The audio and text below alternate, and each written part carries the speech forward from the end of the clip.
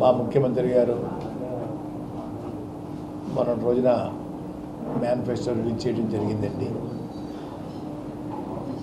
Manifesto release చేస్తూ కూడా గత మేనిఫెస్టోలో 99% చేశానని చెప్పేసి బల్ల గుద్ది చెప్పిన సంగతి మీకు తెలుసండి. అదేవిధంగా చంద్రబాబు నాయుడు గారు 2014-19 మేనిఫెస్టోలో ఎంత పర్సంటేజ్ అమలు చేశారన్నది ఈ రోజుకి చెప్పలేని పరిస్థితి అయింది. ఇప్పటికీ మించిపోయింది లేదు.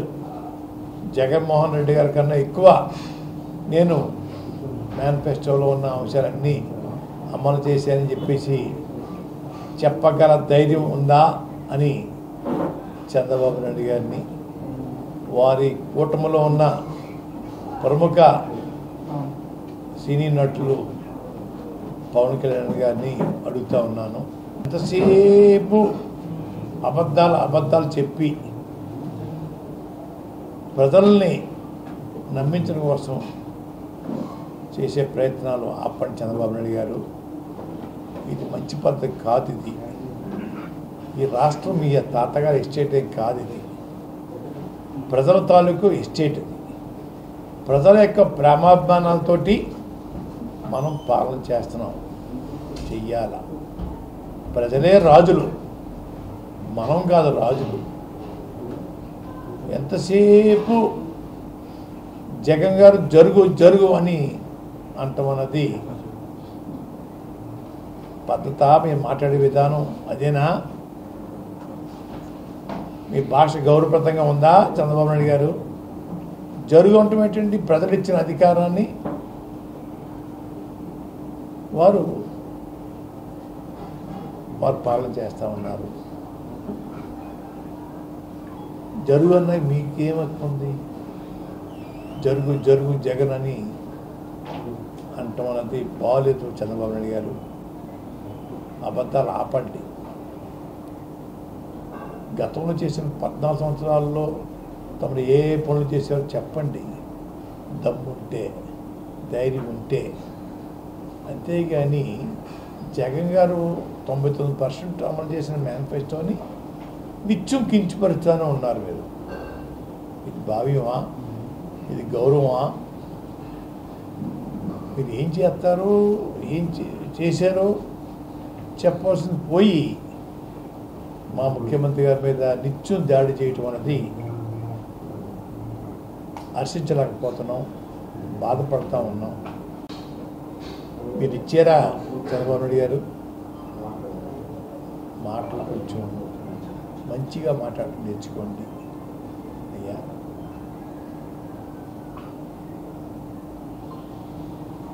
పవన్ కళ్యాణ్ గారు నిత్యం బూతులు మాట్లాడుతూ ఉన్నారు. ఇలా ఓ పక్క పెద్దయినా గౌరవిస్తున్నాను, ప్రేమిస్తున్నాను చెప్పి విషయాల మీద అవగాహన లేక, తెలుసుకోవడానికి ఖాళీ లేక బూతులు మాట్లాడుతూ ఉన్నారు. ఇది పవన్ కళ్యాణ్ గారు, ఇది మంచిది కాదు సుమా అని చెప్పి తెలియజేస్తూ ఉన్నాను. తుని సంఘటన అని చెప్పి సంబోధిస్తూ 2014లో జరిగిన ఉద్యమం కింద మాట్లాడుతూ ఉన్నారు. 2014 జరిగిందా ఉద్యమం? 2016 అన్నయ్య. అంటే అవగాహన లోపం ఎంత ఉందో దాన్ని బట్టి అర్థం. వారి పక్కన వారి అభ్యర్థి, ఉమ్మడి అభ్యర్థి నెహ్రూ గారు ఉన్నారు. నెహ్రూ గారు అడిగి తెలుసుకోవాలా? ఈ రైలు సంఘటన పూర్తిగా వైసీపీ వాళ్ళు చేయించారని చెప్పేసి అభియోగం మోపుతూ ఉన్నారు పవన్ కళ్యాణ్ గారు. ఆ రోజు ఆ వైసీపీలో మీ పక్కన నెహ్రూ గారు ఉన్నారండి. వారిని అడిగి తెలుసుకోవాలా? తెలుసుకోకుండా ఎప్పుడో 2014 తెలిసిపోయిందంట రైలు తగలబెడతారండి. అయ్యా, బహుశా వాళ్ళ గురువు గారు చంద్రబాబు నాయుడు చెప్పుకుంటారని నేను అనుకుంటా ఉన్నానండి. దానికి కొన్ని విషయాలు చెప్తాను. 1984లో అండి ఎన్టీ రామారావు గారిని ముఖ్యమంత్రి పదవి నుంచి దింపినప్పుడు ఎన్టీఆర్ గారి స్టూడియోలో చంద్రబాబు నాయుడు గారు, నాదెళ్ల భాస్కర్, మన పర్వతరేణి ఉపేందర్ గారు కూర్చుని ఉదయం నుంచి రాత్రులు 9-10 గంటల వరకు ప్రతి జిల్లాకి ఫోన్ చేసి బస్సులు తగలబెట్టండి, రైళ్లు తగలబెట్టండి, నాదెళ్ల భాస్కర్తో వెళ్ళిపోయిన ఎమ్మెల్యేల ఆస్తులు తగలబెట్టండి, మంత్రుల ఆస్తులు తగలబెట్టండి అని రోజు ఫోన్లు చేసి దహనకాండ చేయించిన గనుడు పవన్ కళ్యాణ్ గారు. ఆ విషయం మీకు తెలియక మాట్లాడుతూ ఉన్నారు. ఈ గనుడికే తెలుసు ఏది ఎప్పుడు తగలబెట్టారో అన్నది. రెండోదండి, పరిటాల రవి గారు వచ్చిన తర్వాత దహనకాండ కూడా ముఖ్య కారకుడు చంద్రబాబు నాయుడు గారు. వారిని చంపుతారని తెలిసి అదే రోజు పార్టీ అన్ని జిల్లాల్లో పార్టీ మీటింగ్ పెట్టారండి. దహనకాండకి అందుబాటులో ఉంటారు అందరూ అని చెప్పేసి ఆ రోజు చేయించిన పెద్ద మనిషి నేను. అలాగే రంగా గారు పథకం వేశారని చెప్పేసి ఈ మధ్య రామరావు గారు పదే చెప్తా ఉన్నారు. పూర్తిగా వాస్తవం ఉన్నది. వాస్తవం అంటే సార్, కావలసిన వారికి సమాచారం ఇచ్చి భారీ ఎత్తున మీ ఆస్తులకి ఇన్సూరెన్స్ చేయించుకోండి ఒక ఇండికేషన్. ఈ రంగాగా వచ్చిన తర్వాత మీ ఆస్తులు మీరే తగలబెట్టుకోండి, ఇన్సూరెన్స్ క్లెయిమ్ పొందుదాం అని సలహా ఇచ్చింది కూడా చంద్రబాబు నాయుడు గారు అండి. ఆ తర్వాత దహనకాండ అయిన తర్వాత ఎవరి చేత అయితే ఇన్సూరెన్స్ చేయించారో వాళ్ళందరికీ కూడా అండి అడవిలో ఉన్న టేక్ చెట్లు, టేక్ కర అడుగు రూపాయికి చొప్పున దానం చేసే కార్యక్రమం తీసుకున్నారండి. అవసరం 100 అడుగులు అయితే 1000 అడుగులు, 2000 అడుగులు, 3000 అడుగులు, 4000 అడుగులు అడవిలో ఉన్న టేకనంతా వారికి కావలసిన వారికి దోసిపెట్టిన గనులండి అయ్యా.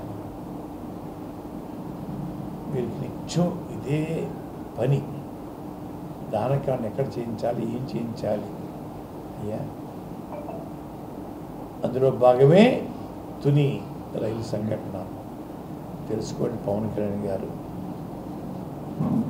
ఆ రోజు సమావేశం తర్వాత మరుసటి ఉదయం 1-2-2016 ఉదయం నుంచి మధ్యాహ్నం వరకు కూడా 6000 మంది పోలీసుని నా ఇంటి చుట్టూరు కాపలా, ఒక హెలికాప్టర్ని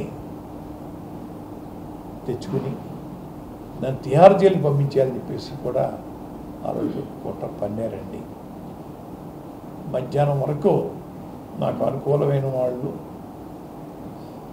అయిష్టంగా ఉన్న వాళ్ళ చేత ప్రేమతో గౌరవించుకోవడైన బాబు గారు బెయిల్ తెచ్చుకోమని చెప్పండి, బెయిల్ తెచ్చుకోమని చెప్పండి, బెయిల్ తెచ్చుకోమని చెప్పండి, పారిపోమని చెప్పండి, అండర్గ్రౌండ్ అయిపోమని చెప్పండి, ఇటువంటి మాటలు చెప్పించడానికి ఇష్టప్రయత్నం చేసేది సార్.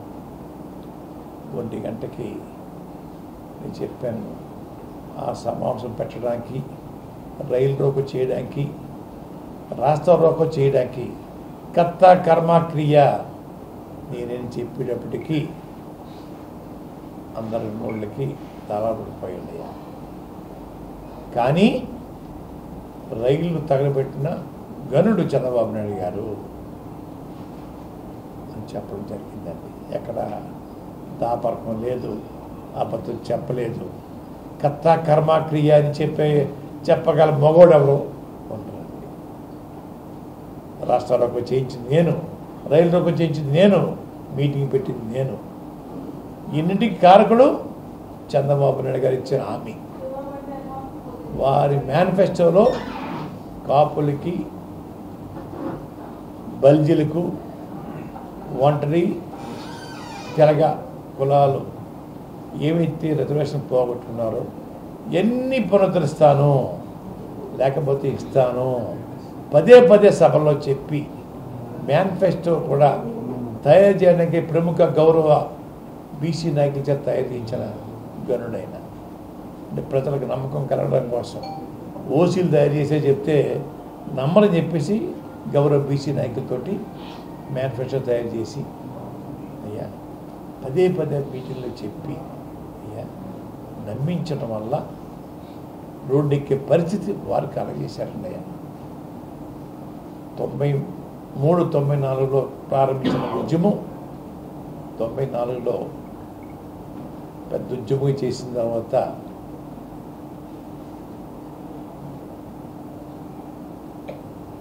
జీవో ఇచ్చారండి కోట్ల విజయభాస్కర్ గారు. జీవో ఇచ్చిన పార్టీని ఓడించేశారు కాపులు. జీవో ఇచ్చిన ముఖ్యమంత్రి గారు కోట్ల విజయభాస్కర్ గారు ఓడించేశారండి. జీవో కోసం రోడ్డెక్కిన నన్ను ఓడించేశారు. జీవో కోసం నాకు కూడా ప్రయాణం చేసిన గౌరవనీయులు బీసీ నాయకులు పిలుసు భూషణ్ గారు ఓడించారు. రిజర్వేషన్ కన్నా ఎమ్మెల్యే సీట్ల ముద్దని అనిపించడం కోసం కాపులకు ఒక 60 సీట్లు ఎక్స్ట్రా ఇచ్చి కాపుల యొక్క ప్రేమతోటి చంద్రబాబు నాయుడు గారు మన అధికారం చేపట్టారు. అయ్యా ఈ రకమైన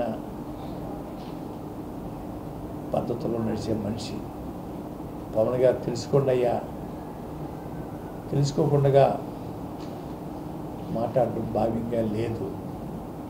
రిజర్వేషన్ రాదని తెలిసి కూడా నేను ఉద్యమం చేశానని చెప్పేసి తప్పుడు మాట మాట్లాడుతూ ఉన్నారు. అయ్యా రిజర్వేషన్ రాదన్న మనిషి ఎందుకు పెట్టారండి అయ్యా మేనిఫెస్టోలో? ఎందుకు పదే పదే మీటింగ్లు చెప్పారండి అయ్యా?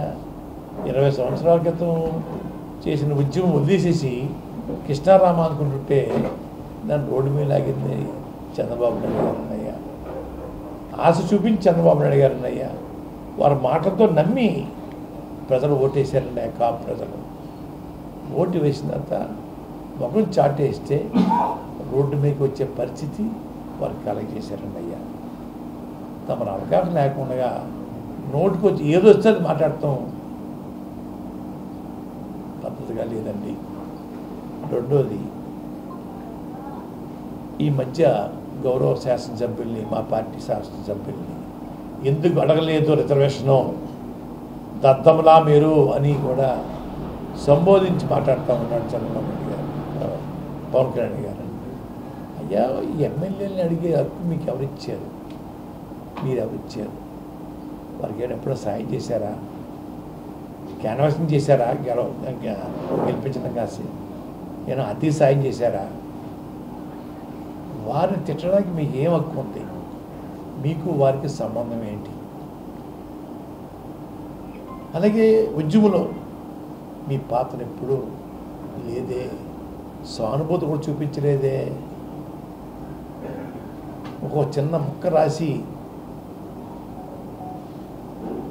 ఉత్తరం కూడా రాయలేదే నాకు. నన్ను కూడా తిడతా ఉన్నారా మీరు? జగన్మోహన్ రెడ్డి గారు జగ్గంపేటలో రిజర్వేషన్ ఏమన్నా ఉన్నారు, నోరు పూసుకొచ్చున్నావే నన్ను అంటున్నాడండి ఆయన. అయ్యా నేను సవటనే వారిలాగా నేను అమ్ముడైపోయిన మనిషినే, దద్దబ్బని, చేతకాడినోడిని, పౌరుషం లేనివాడిని, ఉద్రేకం లేనివాడిని, ఆవేశం లేనివాడిని. అయ్యా మీకు అన్నీ ఉన్నాయి కదా, మీరెందుకు రోడ్డు ఎక్కలేదు? మీరెందుకు రోడ్డు ఎక్కలేదు? మీరు చేయొచ్చు కదా. నేను చేయొద్దని చెప్పలేదే, ఇది నాకు రాసివ్వలేదే ఉద్యమం చేయమని ఎవరను. నా అంతా నేను వారు సహకారం చేయాలని చెప్పి దిగాను. వారు సాధ్యం కాదన్నారు, నోరు మూసుకూర్చున్నాను. అది తప్ప. ఇస్తాన్న వాళ్ళము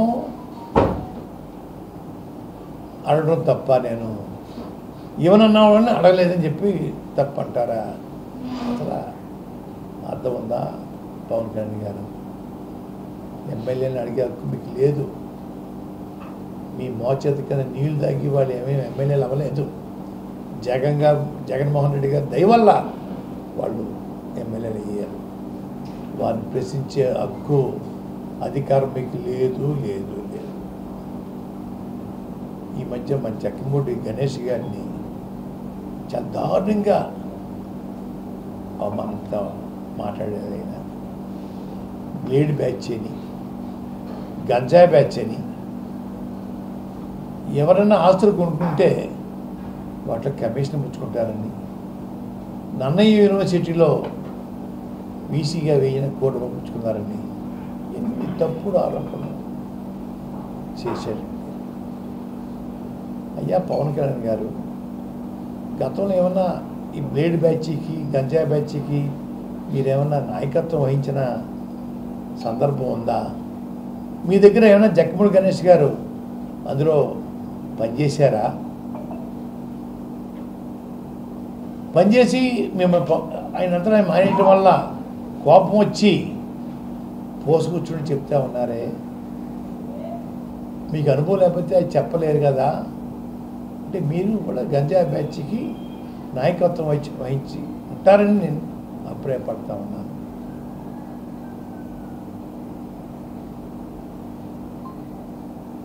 దారుణమైన ఆరోపణలు చేసేసి వెళ్ళిపోవడం, మళ్ళీ ఆ ఆరోపణలు రిప్లై ఇస్తే దానికి సమాధానం ఇవ్వకపోవటం ఏంటి పవన్ కళ్యాణ్ గారు? ఎంతవరకు శోభం అంటుంది? ఏం చెప్పాడు తెలుసా పవన్ కళ్యాణ్ గారు, జక్కమూడి గణేష్ గారు? ఈ ఆరోపణలో రుజువు అయితే జిల్లా వదిలి వెళ్ళిపోతాను, రుజువు చేయలేకపోతే నువ్వేం చేస్తావు అని అడిగాడండి. నా సమాధానం చెప్పలేరా? చెప్పే దమ్ము లేదా? అంటే దీన్ని బట్టి ఈ బ్లేడ్ బ్యాచ్కి నాయకత్వం గతంలో మీరు వహించుంటారు. గంజా బ్యాచ్కి మీ దగ్గర పనిచేసి ఉంటాడు గణేష్ గారు. అంచేత ఆయన పుట్టు పూర్వత్వాలు మీకు తెలుసు కాబట్టి చెప్పగలిగి ఉంటారని నేను అభిప్రాయపడతా ఉన్నాను. సమాధానం చెప్పండి అయ్యా గణేష్ గారికి, పవన్ గారు. మీ ఇష్టం వచ్చిన మాట్లాడితే మేము పడ్డానికి మీకు సంబంధం ఏంటి? మమ్మల్ని ఎందుకు అనాలి? మీకు మాకు సంబంధం ఏంటి? మీ మోచేతికి నీళ్ళు దాకా బతుకుతున్నామా? మీ ఇష్టేటా ఇది?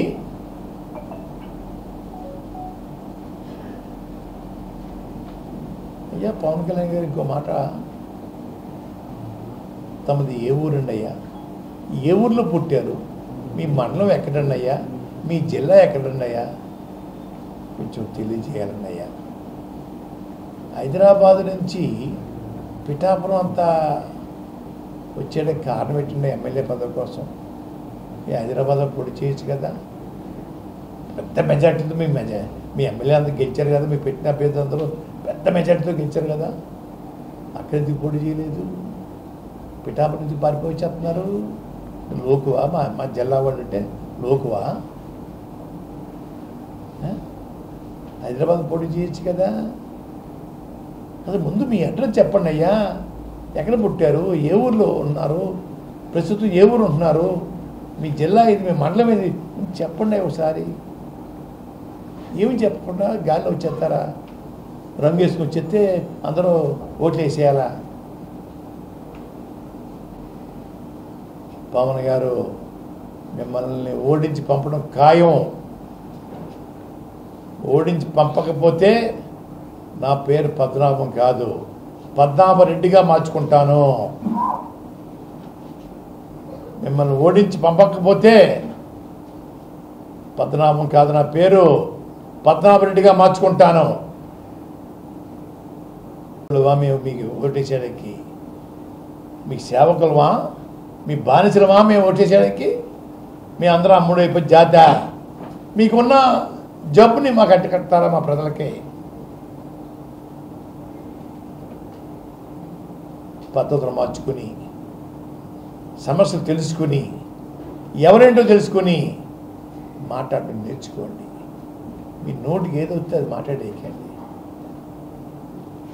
కెళ్ళప్పుడు వచ్చి నోరిప్పారు, సంతోషం.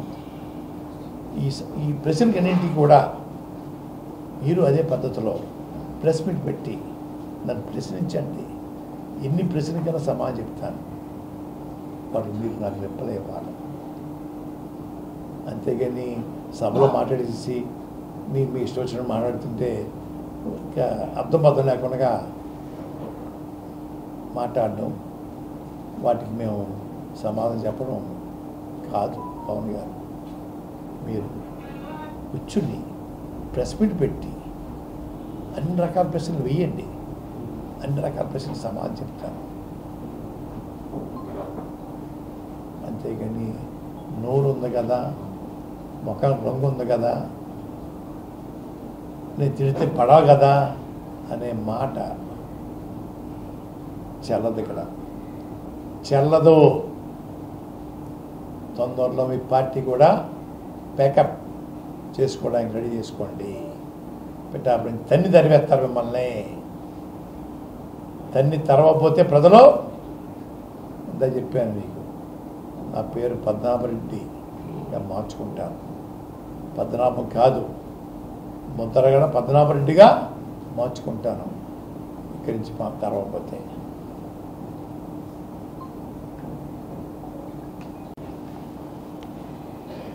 ప్రత్యేక జైలు కట్టిస్తానని చెప్పేసి ప్రధాని గారిని ఒప్పిస్తాను, ప్రధానమంత్రి గారు అంటున్నారు. ప్రత్యేక జైలు మీ చంద్రబాబు నాయుడు గారి కోసమా అడుగుతా ఉన్నాను. అంత పలుకుబడే ప్రధానమంత్రి గారి దగ్గర ఉంటే ప్రత్యేకవాద ఎందుకు తేలేకపోయారు? ప్రత్యేకవాద ఎందుకు తేలేకపోయారు? ఎన్నో ప్రాణాలు బలికి ఉన్న స్టీల్ ప్లాంట్ సాధించుకున్నది ప్రజలు. అది ప్రైవేట్ చేస్తుంటే ఎందుకు ఆపలేకపోతున్నారు? రైతులు చిరకాల కోరిక పోలవరం ప్రాజెక్టుని కేంద్రమే నిర్మించాలని చెప్పి ఎందుకు అడగలేకపోతున్నారు? పొత్తు కోసం, కూటమి కోసం కాలు పెట్టుకున్నారా? దీనికి ఎందుకు కాలు పెట్టుకోరు? ఈ ప్రజల సమస్యలు అండి. ఈ ప్రత్యేక హోదా, పోలవరం, విశాఖ స్టీల్ ప్లాంటు, ఈ 3 అంశాలు ప్రజల తాలూకా సమస్యలండి. వీటి మీద దృష్టి పెట్టండి మీ చేతనైతే దమ్ముంటే. అంతేగా కూటమికి కాలు పెట్టుకున్నాను ఎందుక మాటలు? మీ పలుకుబడి ఏమాత్రం చూపించండి అయ్యా. రెండోది, పదే మా రిజర్వేషన్ గురించి చెప్తా ఉన్నారు కదా. బీజేపీ ప్రభుత్వం మీ జేబులో ఉందంటున్నారు, చంద్రబాబు నాయుడు గారు మీ జేబులో ఉన్నారు. నన్ను అడిగే బదులు మీరు చేయించవచ్చు కదా. మీ 5 నిమిషాలు అయిపోద్ది రిజర్వేషన్. ఇంచేపు నా మీద దాడి చేయడమేనా? మీ చేసే సత్తా లేదా? చేయించలేరా? చేయించలేనప్పుడు ఈ ప్రగల్భాలు ఎందుకండి? మీ జేబులో ఉంది కదా బీజేపీ, మీ జేబులో ఉన్న చంద్రబాబు నాయుడు గారు. మీ దయతోనే మోడీ గారు భారత ప్రధాని 2 సార్లు అయిపోయారు. మీ దయతోనే 2 సార్లు అయ్యారు భారత ప్రధాని. ఎందుకు ఈ మాటలు బాబు?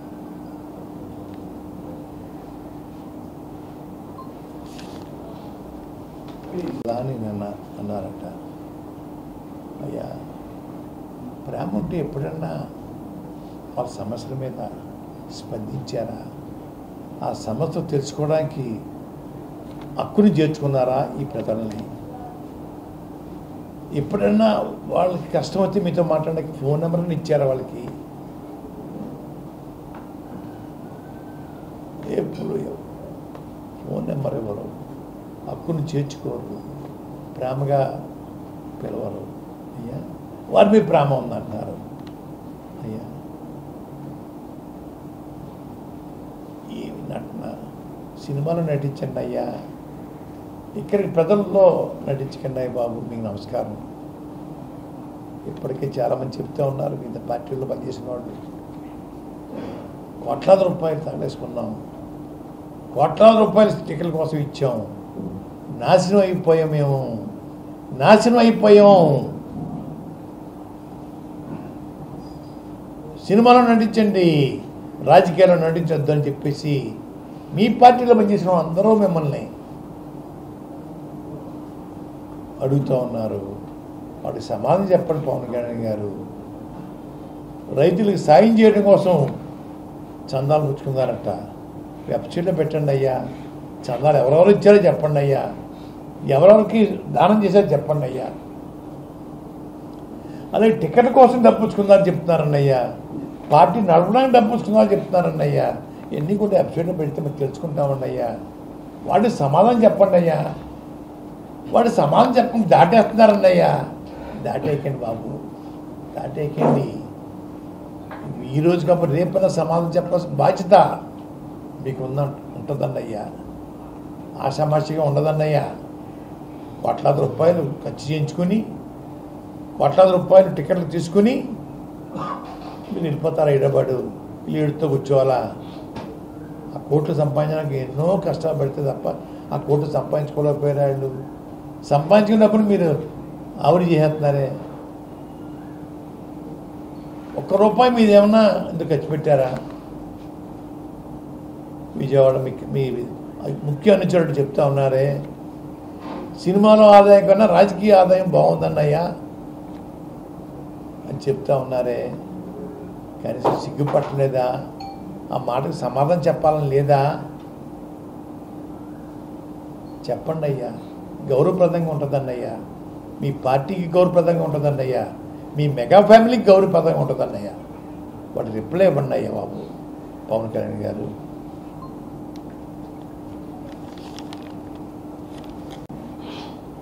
ఉప్మా కాఫీ అని అవమానిస్తూ ఉన్నారు. మా తండ్రి గారు మా తాతగా తగ్గించి వచ్చిన వారికి మర్యాద చేయటం మాకు నేర్పారండి అయ్యా.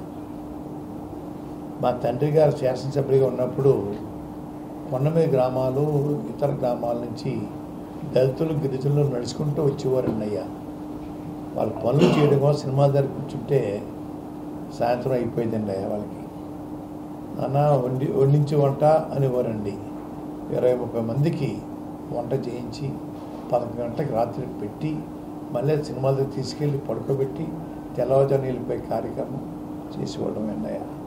నా చేతిలో లక్షలాది మందికి ఉప్మాలు పెట్టడం కానివ్వండి, పోయినా పెట్టడం కానివ్వండి, మా ఇంటికి వచ్చిన వాళ్ళకి నాకు ఓపినంత వరకు గౌరవం చేయటం అలవాటు అండి అయ్యా. మా తండ్రి తాతగా తగ్గించి ఉందండి అయ్యా.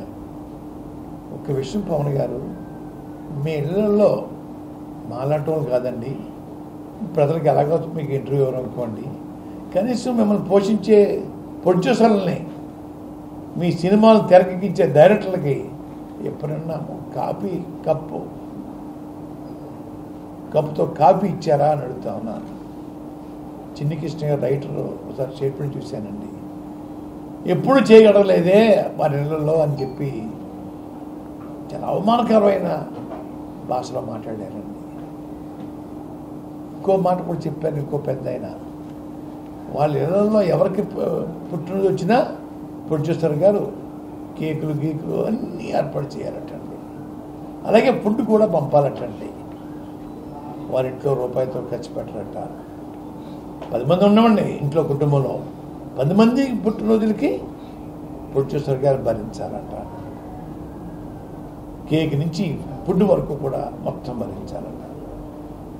అయ్యా మీ సంస్కృతి చెప్పారండి అయ్యా. మీకు చేత కాదు కాఫీ ఇవ్వటం, మనసు ఒప్పదు మీకు ఇవ్వడానికి. నేను ప్రేమతో పెడతాను ఉప్మా అన్న, కాఫీ అన్న, భోజనం అన్నా, అది మీకు లేదండి అయ్యా. మనసు రాదండి అయ్యా మీకు. డబ్బే ప్రాణం అండి అయ్యా. మీరు డబ్బు ఉండి పెట్టట్లేదండి అయ్యా. ఇంటికి వచ్చిన ఆదరించాలా, గౌరవించాలా. గౌరవించే కుటుంబం, గౌరవించే గుణం మాకు ఉందండి అయ్యా. ఏళన చేయకండి అయ్యా. మీరు చేతనైతే పెట్టండి. నేను ఉప్మా పెడుతున్నాను, మీరు పొలాలు పెట్టండి, సంతోషంగా చెప్తాను, తింటారు వచ్చి, సంతోషిస్తాను. అంతేగా ఏదో మీకు పెట్టడం రాదు, పెట్టుబడి చూస్తే పర్వాలేదు. ఉప్మా కాపీ అని మన పేరు పెడతారా? సిగ్గు లేదా పేరు పెట్టడానికి?